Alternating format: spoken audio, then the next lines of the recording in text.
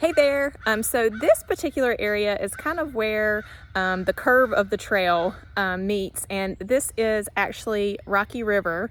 It feeds into it, and this area is just super amazing for our kids. So I'm going to attempt to turn around my camera.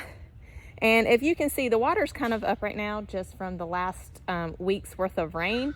Last week we were out here doing the City Nature Challenge. This whole area that you see will be kind of like a beach when the water goes down.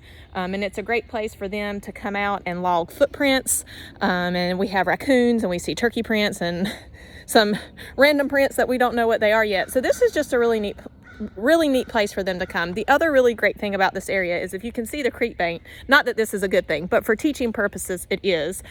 This particular stream has eroded quite a bit over the last 5 to 6 years, and it's a great chance for us to teach the kid about the impacts of urban development. The Mills, which is our school, is located in the Mills.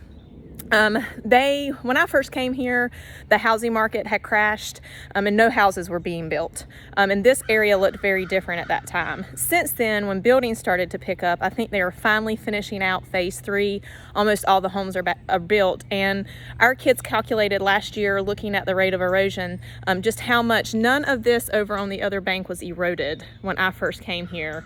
About 6 years ago. And there is a farmer who lives across the creek. She has since, just in the last 2 years, her cattle fence has fallen into the creek because it just keeps getting wider. And I think she has applied for some creek restoration. This particular area meanders really, really sharply back to the other side. And so we keep having trees fall in. It's a miracle. I'm actually super surprised that this area wasn't underwater today. So just a really neat place for our kids to come, learn about nature, hear all the sounds. So it's just really cool. So that's kind of our creek area.